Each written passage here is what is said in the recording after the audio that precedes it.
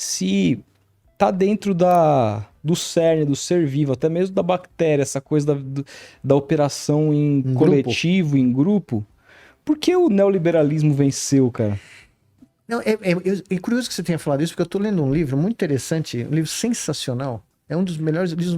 Eu comprei recentemente lá nos Estados Unidos, comecei a ler, não estou conseguindo parar de ler, que é a história da evolução dos cachorros. Que todos os cachorros que existem no mundo, do poodle ao chihuahua, até o mastiff gigantesco, né? Como que chama aquele outro? Grand Dane, né? O dinamarquês, né? Que é cachorro gigante. Todos, que o Messi tem. Todos vêm do mesmo lugar.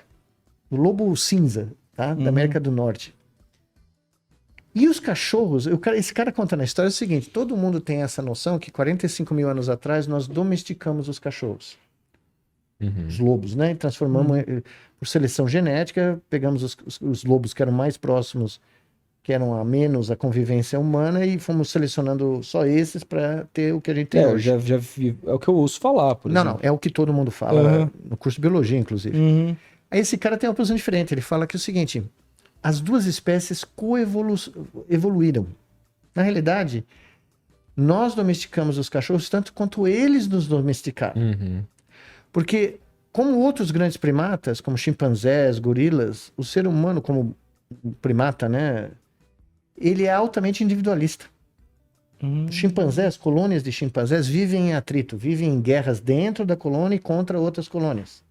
Porque vira e mexe, um chimpanzé parte para cima do outro e começam a se matar ou atacam outras, né? Então, o conceito de guerra não é um conceito humano, é o que ele fala, né? É um conceito que vem já dos nossos ancestrais. Por outro lado, os lobos e os wild dogs da África, outros, né, são explicitamente animais de pack, de grupo. Eles caçam em grupo, eles dividem a comida, eles alimentam os animais feridos. Quando a fêmea alfa, nos wild dogs, por exemplo, da África, dá à luz, todos os caçadores machos trazem comida para ela e para os filhotes. Eles caçam a quilômetros de distância, engolem rapidamente o que eles conseguem abocanhar, voltam e vomitam para a mãe, a alfa fêmea, alimentar a si mesmo e os filhotes, porque ela não pode caçar. Porque esses filhotes são o futuro da alcateia. É o bem mais precioso da colônia. E o que esse cara argumenta é que, ao observar os lobos caçando, o homem pré-histórico aprendeu que ele teria vantagens em agir em grupo. Então ele se adaptou à estratégia que os lobos usavam. E ele conta algo que eu não sabia, descobri 3 semanas atrás, que as novas evidências de fósseis mostram que quando os caras da Mongólia cruzaram o Estreito de Bering para vir para as Américas, toda a história que eu aprendi nas minhas aulas na minha vida profissional é que os caras vieram a pé, cruzaram o Estreito de Bering, colonizaram os Estados Unidos, foram descendo e chegaram aqui. Eles vieram de trenó, puxados por lobos.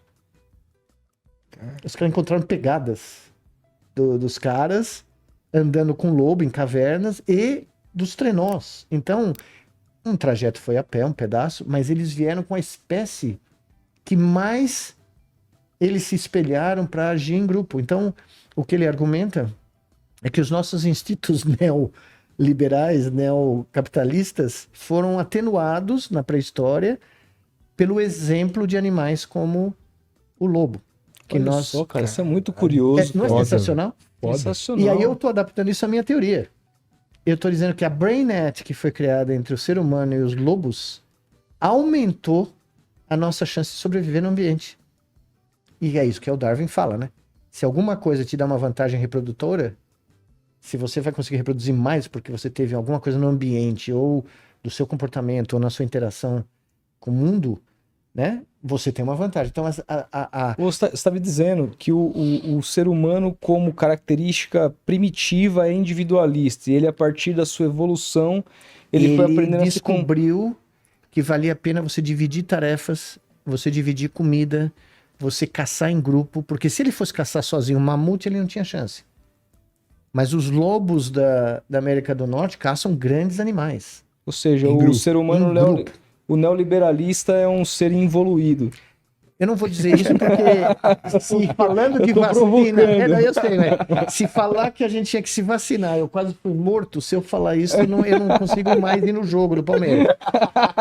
Mas É verdade. não é verdade? Pô, tem uma galera lá que eu tava no jogo, velho. qual foi o jogo? 2018, né? Que a gente ganhou o campeonato. Eu vim dos Estados Unidos para assistir a final, né? Contra o Vitória. Contra o Vitória. Eu também estava lá, na Central Oeste. Quando o Inominável desceu lá... Uma página triste na nossa história. E foi entregar o troféu. Eu quase morri. Deplorável demais. A esposa de um grande amigo meu, um palmeirense também, da Gema, foi embora. Ela não aguentou. Não, o estádio eu lembro muito bem do estádio dividido. Muitos vaiando e muitos venenando. Então, mas quando ele desceu para a Central Oeste e veio com aqueles, né, a comitiva de segurança dele, eu me afastei, porque eu fiquei com medo de ser agredido. Né? Então foi uma coisa... nebulosa. E outra, voltando ao seu ponto, se você for ler o livro do Adam Smith, A Riqueza das Nações, que dá origem ao capitalismo na Inglaterra, hoje, se ele visse o que nós fizemos com a criação dele, ele ficaria horrorizado. Porque ele nunca teve a intenção de fazer o que a gente faz hoje. Ele nunca teve a intenção de transformar o dinheiro... Potencializar desigualdades. Né? Isso. Sim. Mas transformar o dinheiro no grande Deus da sociedade moderna. Ah, sem dúvida. Porque o verdadeiro Deus da sociedade moderna, que é a outra religião, chama-se dinheiro. Que é uma abstração mental, tá? Veio da nossa cabeça. Nós tínhamos que ter um veículo, como o professor Beluso fala, um veículo que pudesse acumular valor e ser transportado facilmente para transações comerciais. Então você tem riqueza.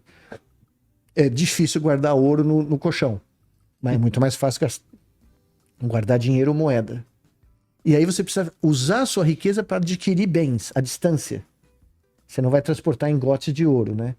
Mas se transportar papel, é muito mais fácil. Ou fazer uma transferência por cartão de crédito ou virtual, hoje em dia, eletrônica, muito mais fácil. Né?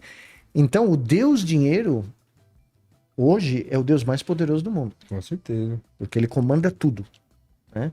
E as pessoas mal perceberam que todas as instituições dos últimos 300 anos, que são, né, características do iluminismo, nação-estado, o fim das monarquias, criar o Estado democrático, eleição, tudo isso está desaparecendo sob os nossos olhos sem a gente nem perceber. Quem manda no mundo não são os governantes mais. Sim. São os interesses supranacionais. Tá? Financeiros, econômicos, tecnológicos. Inclusive o meu livro de ficção científica que eu escrevi é para pôr essa realidade estampado na cara das pessoas, entendeu? Porque eu acho que estava na hora. Como estava tendo no meio da pandemia, né? Estava trancado em casa, eu resolvi que era a hora do Dona Giselda ter um sucessor.